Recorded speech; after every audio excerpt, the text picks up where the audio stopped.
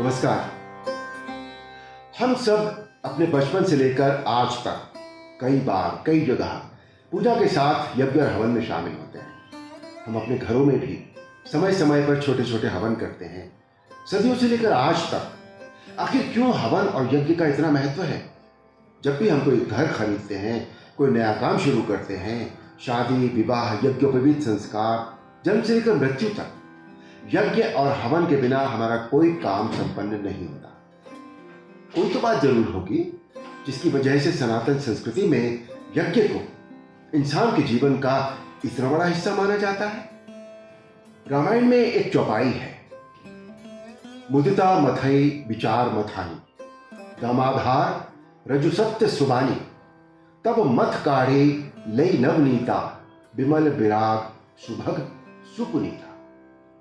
इस चौपाई का संबंध भी यज्ञ से है, जिसका अर्थ है जिस तरह दूध को मथने से उसका जल और घी अलग हो जाते हैं और जब उसी घी को यज्ञ की अग्नि में डाला जाता है तो वो उसे प्रकाश में परिवर्तित कर देती है और फिर ये प्रकाश ज्ञान का रूप लेकर संसार में प्रकाशित होकर अंधकार को दूर करता है।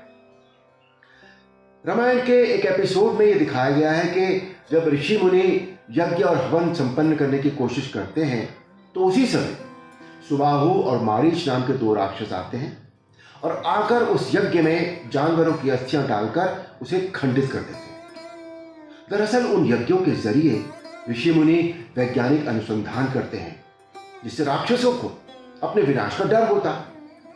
उसके बाद महर्षि विश्वामित्र की आज्ञा से श्री राम अपने भाई लक्ष्मण के साथ मिलकर उन राक्षसों का अंत करके ऋषि मुनियों की समस्या का समाधान करते हैं। इस दौर में यज्ञ को लेकर बहुत सारे एक्सपेरिमेंट्स भी हुए हैं।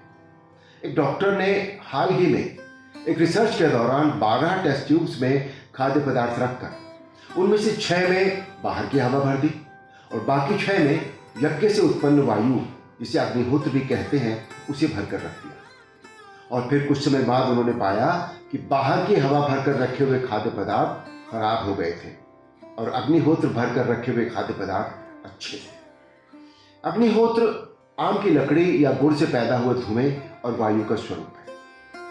टेले नामक एक फ्रेंच वैज्ञानिक ने अग्निहोत्र में फॉर्मल्डिहाइड नामक एक कंपाउंड पाया जो वातावरण में मौजूद बैक्टीरियाज को मार देता है।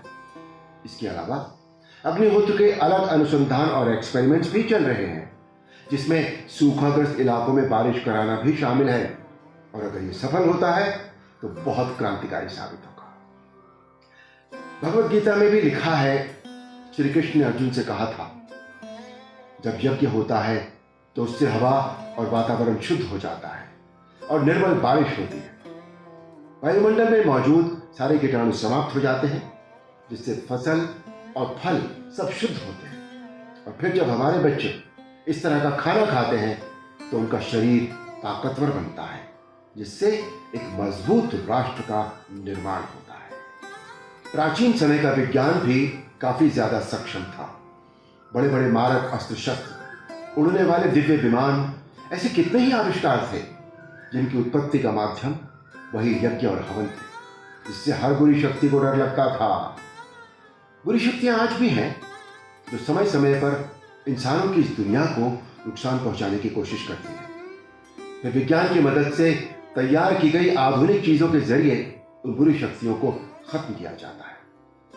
ये बुरी शक्तियां किसी भी रूप में हो सकती हैं, महामारी के रूप में हो सकती हैं, देश की सुरक्षा को नुकसान पहुंचाने वालों के रूप में हो सकती हैं, आतंक फैलाने वालों के रूप में हो सकती हैं। ये सब हमारी सोसाइटी के दुश्मन हैं और इनका अंत जरूरी है, लेकिन इसके साथ ही प्रकृति का ख्याल रखना भी जरूरी है। विज्ञान विकास और विनाश दोनों की वजह होता है, लेकिन चुनाव हमारा होता है। अब यह हमें तय करना होगा कि हम अपनी नेक्स्ट जनरेशन के लिए कैसा रास्ता तैयार कर रहे हैं और आने वाले कल के लिए कैसे निशान छोड़कर जा रहे हैं। हमें ऐसे निशान छोड़कर जाने होंगे कि हमारे आने वाले कल में ये निशान हमारे ऐसे सुखी जीवन के आधार स्तंभ हों जिस तरह के सुखी जीवन की परिभाषा हमें रामायण में मिलती है। जय श्री राम।